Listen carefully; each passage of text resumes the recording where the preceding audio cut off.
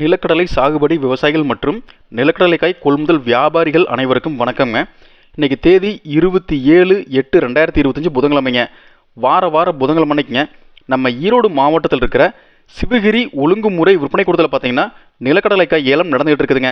இன்றைக்கி நடந்த ஏலத்தில் பார்த்தீங்கன்னா 900 மூட்டைகள் இல்லைங்க காய்ந்த நிலக்கடலைக்காய் ஏலத்துக்கு வந்துருந்ததுங்க.